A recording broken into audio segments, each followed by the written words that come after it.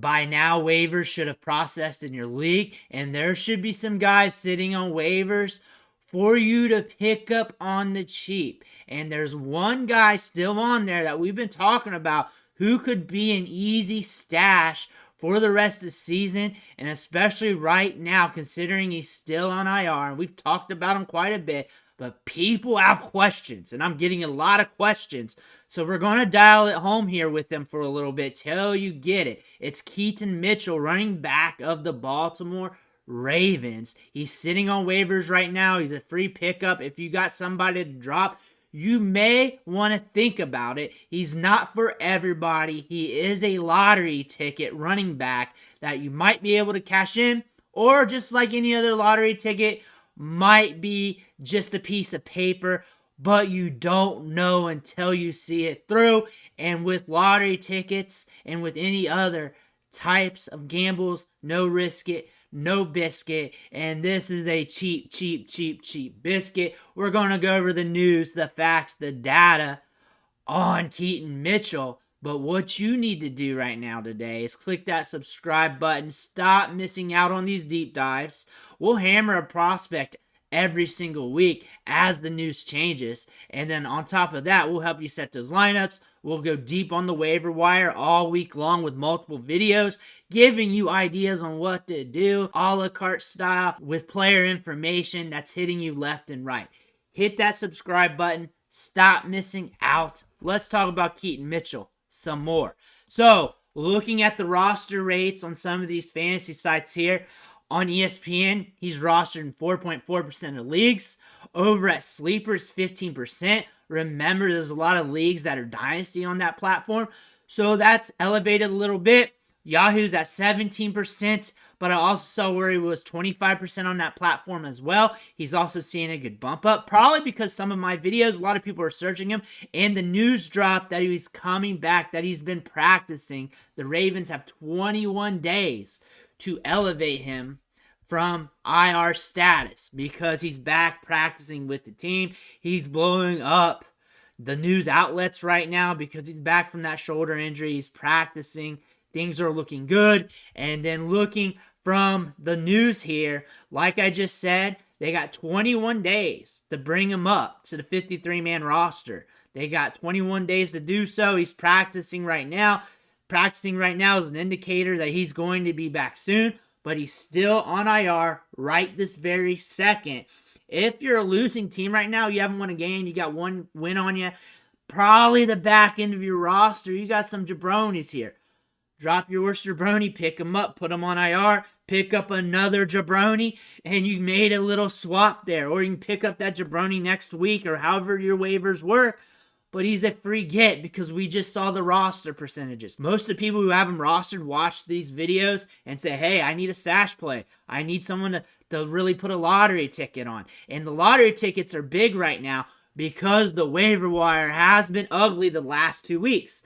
And unless we get a big injury this week, the waiver wire is going to be ugly next week. And that's just how the market is. But looking at Keaton Mitchell, 5'8", 191 pounds. We got enough size to get the job done. He fell out of the draft. But since he fell out of the draft, was a UDFA.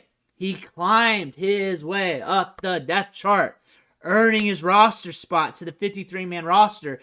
That is very hard to do. In preseason, he averaged 6 yards per carry. He was electric. The most electric back on the team because he has 4.37 speed, home run hitter, coming from college. Multiple seasons, over 1,000 yards, 1,400 yards last year, 14 touchdowns.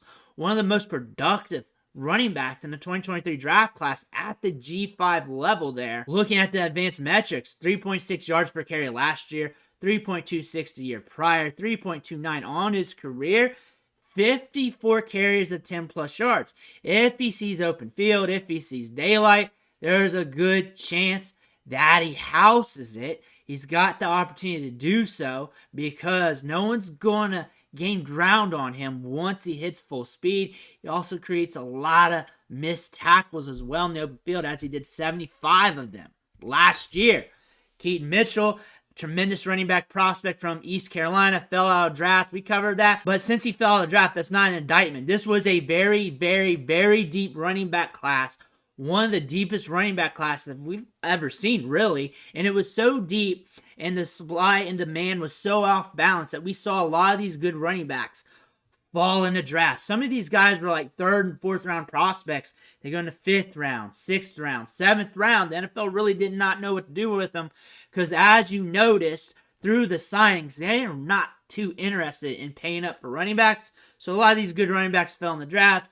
Keaton Mitchell was one of those that fell out of the draft due to that process, but he's still a good running back prospect. If he was in a lighter running back class, he would have been drafted. He would have been one of those late round picks, one of those stash plays for an NFL team. But the Ravens caught themselves a deal here, and looking at the metrics here, 4.37 40-yard dash, 88th percentile burst score.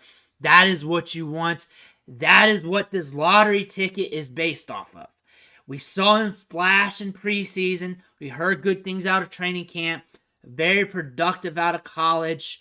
Looks the parts. Gaining ground early in his career. He went to IR, and you see a lot of jabroni backs in front of him. And he's got 4.3 speed, elite burst. He's a home run hitter. He's a home run threat. Something the rest of the running backs on the team doesn't have. You got 4.37 speed here. Kind of like a Devin A-Chain who's more like 4.32. But these fast backs are becoming a problem here in the NFL. And he could be a major problem here when you look at this athleticism stacked next to Lamar Jackson. Because now you got to pick your poison now. Say they do an RPO. That backer's got some decisions to make. He's got some voices in his head. Now he's really got to be quick with his moves, quick with his reads. Because you know what? It's a home run hitter coming this way or that way. Which one you going to pick? If he can gain opportunity in this offense, which there's a good likelihood that could happen down the road, and that may not be soon. That could be like week 12, 13, 14. This is why it's a lottery ticket. He could be that lottery ticket that falls to the ground, someone picks up, and it's a winning scratch-off, but he got returned to the waiver wire because he couldn't bring it home the first few weeks. That's just how that runs with these players. That's just how it runs with these young guys. But again, the upside is there. The upside is there. Now we're looking at Gus Edwards, Justice Hill, Melvin Gordon. He's going to take Melvin Gordon's job. He's going to take that role. He already did once. He's going to take that. That's going to be his part of the offense when he comes back because he's got to be on the 53-man roster. Looking at the touches, yards per carry, 4.4 yards per carry for Gus Edwards, though he's not a home run threat. He is very dependable. 44 rush attempts, 193 yards, and a touchdown.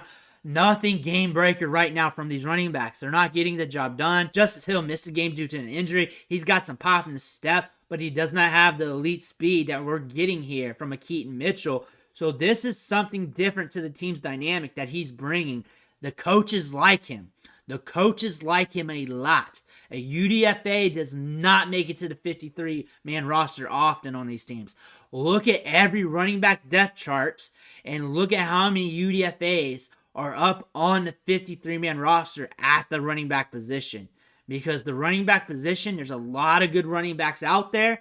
There's not too much demand. There's not too many UDFAs out there just taking snaps or even standing on the sideline waiting to get a few snaps a game as a part of the 53-man roster.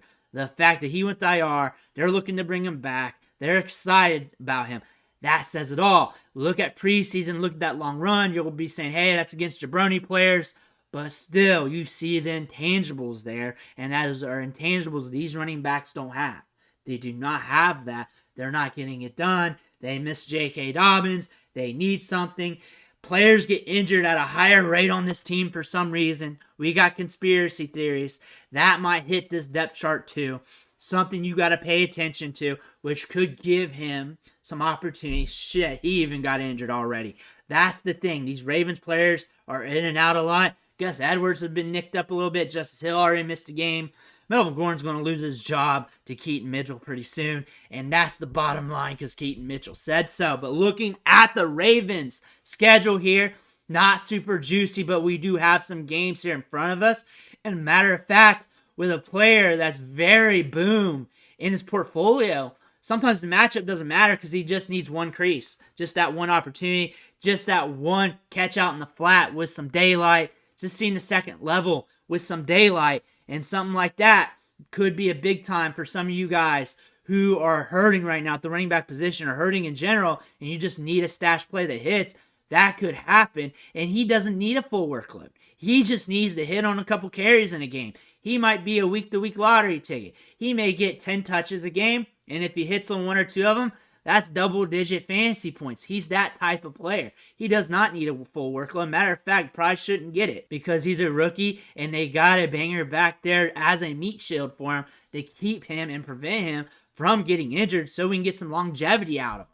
That being said, he's a lottery ticket. I got to hammer that home because a lot of people watch these videos. I talk about lottery tickets. I talk about stashes, and they'll be like, well, this guy, the depth chart, this, that. But they're not understanding the context. They're not bringing up the context of a lottery ticket. And lottery tickets go to the moon, and often they're laying on the ground or in the trash can. And the thing about lottery tickets, we scratch them off. We hope for the best, and when they hit, they hit. They really turn things around for you. They can really help you win your league. And if they don't hit, then you know what? They're cheap. They're a $1 scratch-off. They're a $5 scratch-off. He's more like a $1 scratch-off right now. He's that cheap. He can be stashed on your IR, and then you bring somebody else up off the waiver wire, another jabroni. You drop a jabroni, you pick him up, put him on IR, then you pick up another jabroni. Then next week you get your jabroni back if you want him, and then you flip it and you flop it. But lottery ticket, hammer that home because lottery tickets have upside, and that's what you're trying to cash in. You don't need to gamble right now. Maybe you hit on your draft. Maybe you hit on Puka Nacua week 1. You hit on Kyron Williams off waivers as well. You hit on somebody else, and you're stacked up and down through your depth chart. You have no one really to drop, and you got some good fodder on the back end of your bench here where you're not feeling comfortable dropping for a stash. That's understandable too, but you got to understand when you're watching this video, there's a lot of winless teams out there. There's a lot of teams out there with 1 win, and they got to turn and burn. They got to take some risks. They got to get some lottery tickets. They got to cash in. Not everything's 1 for 1. Not everything's finite. Some things you got to take a gamble on. And if you can catch a cheap gamble like this, when the waiver wire's this ugly, you got to do it. You got to see what you can. You got to shake things up. And half the fantasy gamers out there have to shake things up. Half of them don't. And maybe a third of those that don't probably need to as well because they need to really get in position to hit a home run in the back end of the season. But let me know what you think in the comments below. I want to hear about it. Make sure you hit that subscribe button on the way out. I want to thank you for watching. Catch you on the next video.